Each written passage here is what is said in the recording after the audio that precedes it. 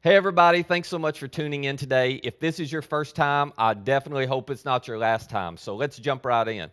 Today, we're going to be talking about something that is extremely practical. We're going to talk about how to live with a better pace. In other words, how do you and I live where we have healthier and more productive calendars and schedules? When COVID hit, for many of us, not all of us, but for many of us, it forced us to have a change in the pace of life that we were accustomed to living, didn't it? And we discovered some really valuable lessons. Some of you discovered that you had no breathing room for rest. You didn't have time to sit around a kitchen table and have dinner with your family. You hadn't had time to have long walks and conversations that really mattered. You didn't even have time to sit and think. And then COVID hit and it forced us to change. And as it forced you to change, you began to find the value in some of those things that you didn't even realize you were missing. See, one of the lessons from COVID is this, that our crowded schedules have crowded out our priorities. Isn't that true? Our crowded schedules have crowded out our priorities. And let me tell you what happens when this is true for you and for me. We end up experiencing and living within a lack of integrity. See, integrity is a lot more than just telling the truth all the time. Integrity is when your values, the things that you say matter most to you, your priorities, if you will, when your values and your commitments, what you do with your time and your money, when your values and your commitments line up, then you have integrity. When they do not line up, when there's a gap between them, I say this matters to me, but the way I'm spending my time or my money doesn't reflect it. Well, that creates a fractured integrity. That creates a fracture in our souls. And whenever you are fractured internally, it leads to stress, it leads to worry, it leads to anxiety, it leads to fear. Let me see if I can illustrate it for you this way. I've got these rocks here for a reason, okay? So imagine with me that this jar right here, it represents the amount of time that you have.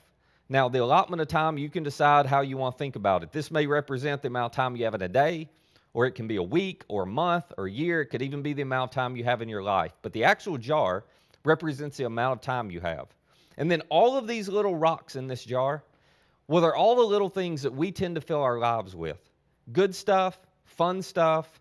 It's scrolling through social media. It's sitting and watching Netflix and binging an entire show. It's going outside and messing around the yard or piddling around in the garage. It's going on the lake for a day. It's shopping online. It's all the little stuff, hunting, fishing, a round of golf, whatever the things are that you and I tend to fill our lives with. All of these rocks represent good things, fun things, but you wouldn't really say, oh, they're the most important things. Now, what tends to happen to most of us, and see if you can relate to this, is that without even realizing it, our lives get so full of these good but not most important things that they crowd out what really matters most to us. Because we've got to run here this weekend, we've got to take a trip here, we're traveling over here, we got to get the kids to that tournament and to that event, and well, they're on the sports traveling team. We fill our lives with so many good things that our crowded schedules start to crowd out our priorities. And then we come along and we go, well, work's a priority. I got to fit this big rock in here somewhere because work matters. And so we work hard and we shove and we get it down in there. And if you're in school, you're going, well, I got to study and I got to pass the test and pass the class and earn the degrees. So you figure out how to squeeze school in there and you manage to make that work. But then you begin to think, oh man, there's more than just that matters. I've got my family and or friends, and I got to figure out how to fit this in somewhere and make enough time for them. And then if you're married, you've got your spouse, or if you're dating, you got your significant other, and you're going, well, I can't not give time to that person, and so you try your best to make that work, but it's not really fitting all that well. And you're not even done, because then you start thinking, well, my health, I need to take care of my health. And how many times have you thought this? Oh man, I've got to make some time to exercise. I just don't seem to have the time in my schedule. I need to make time to eat healthier, but I don't think I even have time to cook or prepare meals. And then you come to finances, and you're going, well, I know my finances matter, but how am I going to make time to actually sit down and figure that out and manage that well? And then, oh, by the way, there's the spiritual component, right? And whether you're a Christian or not, whether you consider yourself a follower of Jesus or not, there's a spiritual component to all of us. But for the sake of this conversation, we're going, well, I got to make time for God. I got to figure out how he fits in all of this. But the problem is, it just doesn't feel like there's enough time for everything. Now, this represents how a lot of you feel with your life, doesn't it? This is what it looked like pre-COVID, and for some of you, this is still what it looks like because COVID really hasn't slowed you down all that much. And when you live with priorities that you just don't quite have enough time for, I wish I could give more time to. How many times have you said this? I wish I could do this more. When you have priorities that you don't have enough time for, this is a picture of fractured integrity. This is a picture of stress and worry and anxiety and fear. This is a picture of regret. This is a picture of pain.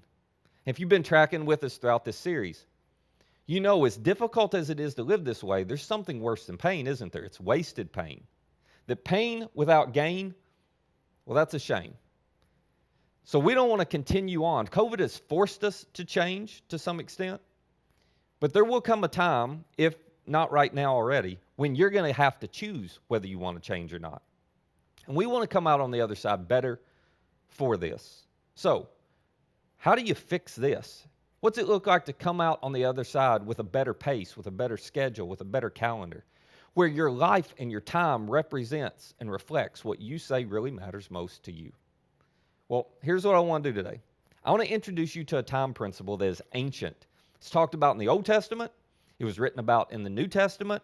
It's been around since time began because God introduced it. Now, you may have heard it. Some of you, if you took a time management course or if you read a time management book, but this is something God introduced a long, long time ago.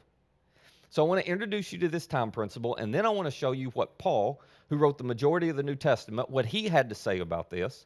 And then we're going to talk really practically at the end about how to take this principle and apply it directly and personally to each of our lives. So let me go ahead and give you the principle up front.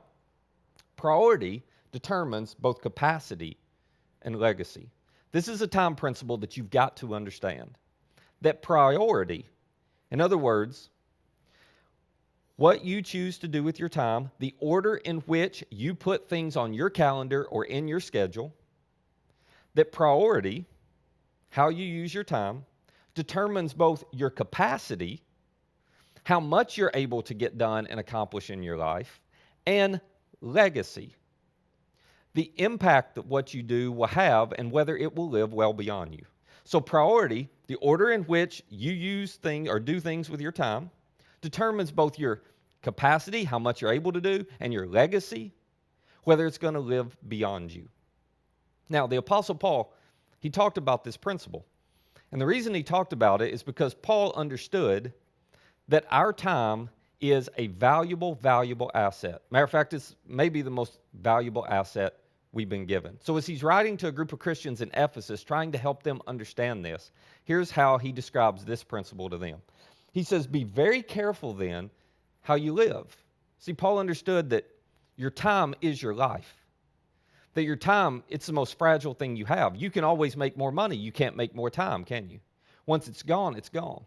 So Paul's writing to him and he's saying, you be very, very careful how you live. You be very, very careful with your time because it's fragile. So you have to be intentional about what you do with it. Be very careful how you live. And then he says this, which is a little surprising. Not as unwise, but as wise. See, this is a trap. This is what makes this so hard for us. This is why our lives end up looking like this, time and time and time again. Because we are not making a choice between good things and evil things with our time. None of the little rocks that fill your time and fill your life, none of them are evil, are they? If they were, you would quit them. That wouldn't be a hard decision. No, all these little rocks in your life, well, they represent good things. They represent fun things. They represent things that you go, well, what could be wrong with that? And Paul's going, there's nothing wrong with that. This isn't a choice between good and evil. This is a choice between wise and unwise. And if you fill your time with the wrong priorities, if you get the order of things wrong in terms of how you manage and leverage and utilize your time, then you're going to make an unwise choice. You're going to end up filling up all of your time with things that are good, but not impactful. Good, but not best. Good, but not most important. You're going to end up having what in diet terms we call empty calories. You know what empty calories are? It's when you eat something that makes you feel good in the moment, but It has no caloric value for you whatsoever. It's just empty calories. Well, same thing's true with our time. We can spend all of our time on things that seem good, that look good. But the reality is, they're going to have no lasting impact. They're going to make no difference. They're not going to lead us to a more fulfilling, meaningful, and productive life. So Paul says you need to be very careful because your time's so fragile. You got to be intentional with how you live. Not as the unwise, but as the wise, making the most of every opportunity. See, Paul believed that every 24 hours God gives you, it is full of opportunity. That your time, it's your life.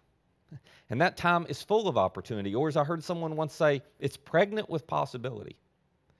That you get to look at the amount of time God places in your hands today, and tomorrow, and the next day. And you have to decide whether or not you're going to pursue the opportunity that is there or not. And by saying yes to one thing with your time, you're saying no to something else. If you and I continue to live saying yes to all the little rocks, nothing wrong with them, they're good. But if we fill our life with all those little things and we crowd out the big things that matter most to us, we'll get to the end and we'll realize we missed the opportunity. But this is so easy to do because look at how Paul concludes this. He says, because the days, they're evil. This is why this happens to us. What he's saying is this, that everything in our world and everything in our culture baits us, tempts us, draws us to fill up our time with a bunch of good, little, not most important things. And if you just go with the current of culture around you, if you just say yes to the opportunities in front of you, and you don't evaluate what's actually most important to you, you will end up with a life where the things that matter most get crowded out. That your crowded schedule will crowd out your priorities. So Paul gives us a warning. Look at what he says next. Therefore, do not be foolish. Don't be foolish. So that sounds a little harsh. Well, Paul's going, listen, if you spend your entire life filling your time up with good things that don't have a lasting impact, good things that don't make a difference, if you continue to choose to use your time for those types of things at the expense of what really matters most, he says you're not evil, you're just foolish. You're not evil, you're just short-sighted. You're not evil, you're just missing the opportunity that God has placed in front of you. So do not be foolish. But here's his instruction to us. Understand what the Lord's will is. This was Paul's way of saying, you have just enough time to do God's will. Have you ever found yourself saying, I just don't have enough time to get around to all the stuff that Paul would go, no. You have just enough time to do God's will.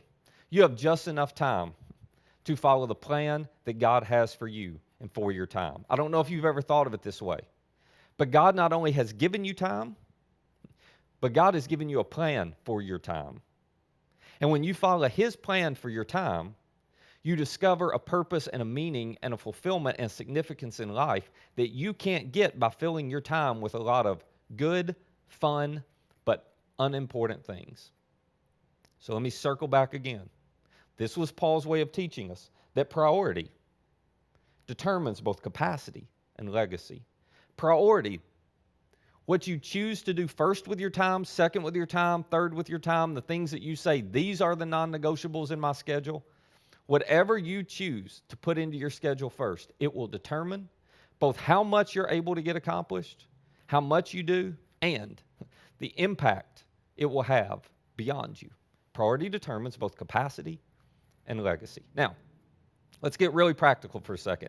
Let me see if I can illustrate what this looks like, because I was very fortunate several years ago to be taught this, and I practiced this for years. I know this time principle works. I know it's true because it's worked for me for a long, long time. Here's what this looks like. If you will sit down first and determine what really matters most to you, and if you'll make that the first priorities with your time, it'll change everything. It actually won't make you less productive. It actually won't lead to a less fulfilling life. It'll lead to more. Here's how it looks. What I do is I clear my schedule at least once a year, and I reevaluate how I'm using all my time, and then I make a plan for how I want to use my time moving forward. And I always start with my relationship with God. So the first thing I always put on my calendar is time that's going to enable me to get to know God better, okay? So that may look like time to read my Bible and to spend a few minutes praying. It may look like time in my day every day to read a little bit of some Christian book or something spiritual that's going to help me understand God a little better.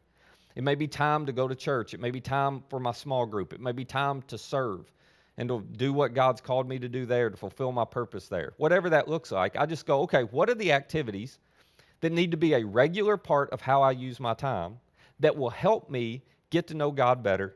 And I put those on my calendar first thing, and they're non-negotiable. So if somebody calls and says, hey, can you do this, and it's within the time that I need to be doing this, I'm not just going to bump this time and say, no, I'll go do that and not worry about this. No, I've said this is most important. So I'm going to lock in on that. And then I take my family. I say, okay, what are the things that I need to do as a family? How do I need to use my time to deepen the relationship with my family? And so I put some things in my schedule that are non-negotiable. A couple nights a week that are family nights, and we've decided we're all going to spend time at home together on these nights. So if you call me and you say, hey, can you do this for me on this night? I'm going to look back at you in all probability and say, I'm sorry, I can't do that. I already have a previous commitment. Well, my commitment is a commitment to my family, and I'm not going to move that. For you, this may look like I got to make time to, call my family and talk to them once a week or every other day or whatever that is. If you got kids, it may be I'm not going to miss bedtimes. I'm going to have a bedtime routine with my kids. That's valuable time. I'm going to be there X number of nights a week. It may be family dinners so many times a week. Whatever those habits or practices are that deepen your experience with your family, you need to put them in there. And then same thing with friends. You take friends and you go, okay, I want to deepen these relationships. I'm going to block some time off to invest in these relationships with my friends. Then you go to work. You got to do the same thing with work, right? You got to figure out how to make time, not just to go to work, but to be productive at work, to be a great employee or to be a great boss or a great manager. How can you maximize your time at work? Same thing's true if you're in school. You got to put some time in for school. You got to make sure you excel at that and do that really well. You put that into your calendar. You're looking at if you're married, absolutely, you got to put time in with your spouse, don't you? You got to make sure you're going to be getting away, you're going to be enjoying some time together, you're going to be deepening that relationship. It's got to go on your calendar early on. It's right there for me with my family. It's God, it's Jen, and then it's my kids. You got to put some time in for your finances. You got to make sure that your finances, you manage them well, that you're smart with them, that you're doing the right things. You got to do the same thing with your health. If you look at your calendar, you may have to clear some stuff off to be able to invest in your health to make sure you have a body healthy enough to do what God's called you to do for as long as He wants you to do it. So my point is, I take my calendar and I just build all these things out. I build time to pursue a relationship with God and know Him better. I put time into my calendar to pursue the relationship with my wife, to pursue the relationship with my kids, to pursue work, to pursue my health. I put all of that into my calendar. And then once I've got all of that in place and that routine set, the extra time that I have, well, that's what I can fill with all the fun stuff, all the little stuff, all the extra stuff. It's good stuff. It's just not the most important things. Now, some of you push back on this. You push back on this because you think if I did that, Matt, I wouldn't be as productive. If I did that, I wouldn't have as much fun. If I did that, I wouldn't get to do all the stuff that I wanted to do. And you're actually wrong. Remember, it is priority that determines both capacity, how much you're able to do, and your legacy, what's going to live on beyond you. And I would submit to you that if you will get your priorities right with your time, with your calendar, and you will stick to it, you will actually find you accomplish more, not less. Because once your priorities are in the right order, this may be loud, so you may want to turn your volume down. But once your priorities are in the right order, I'll see if I can do this without spilling it. You can start filling things all around it. All around it.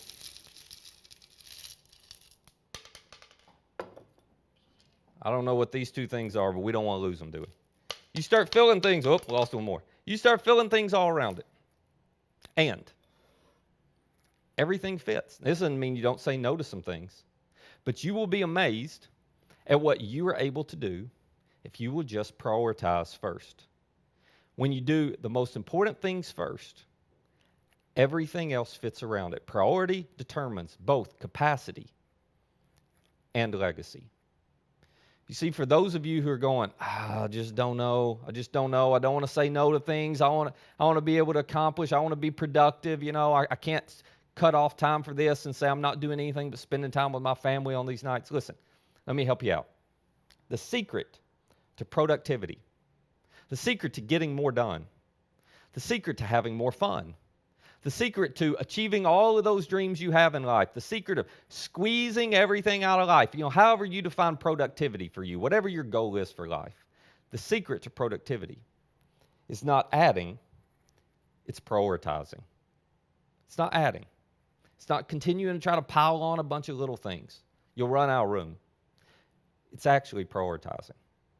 So, let me give you a couple questions to reflect on. I hope you'll talk about these with your spouse, with your family, with your small group, because these are important to reflect on. First of all, what are some of the little rocks in your life? What are the things that are actually taking up all your time? The stuff that you do. And do you agree with the idea that culture baits us into pursuing the little rocks first? Do you find yourself being tempted to do this? Well, if I don't, I'll miss out. If I say no, I'll miss. Where do you see that playing out in your life? And then the second question, what are the big rocks in your life? And what would your schedule look like if you made time for these priorities first? See, you've got an extraordinary opportunity right now. COVID has given it to us all. You've got a reason to completely rebuild your pace of life, to rebuild your calendar and your schedule around what matters most. So I want to challenge you to sit down and do the exercise that I do every single year. Clear your schedule. And then begin to rebuild it around the things that matter most to you. And you put them in and you make them non-negotiable. And then you fit all the other things in life that you can fit around it. But do not sacrifice the important for the urgent. Time well spent always leads to a life well lived. When you get to the end of your life, if you have lived this way, here's what I can promise you. You'll have fewer regrets. You'll have less stress, anxiety, and worry along the way. And you'll have more fulfillment, more meaning, more purpose that you have experienced.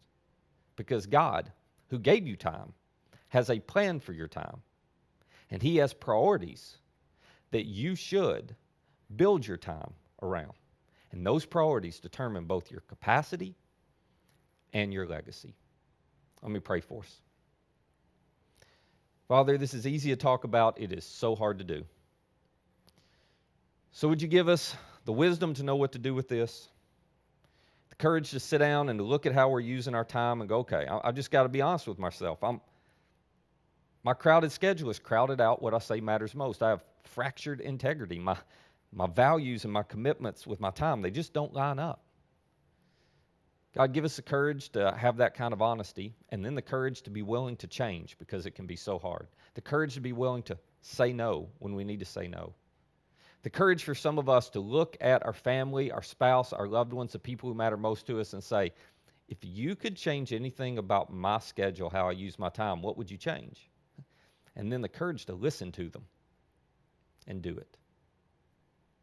God, thank you for inviting us into a life that does have purpose, meaning, significance when we use our time the right way. So help us be very careful how we live, not as the unwise, but as the wise. Help us to make most of every opportunity you give us. And it's in Jesus' name we pray. Amen.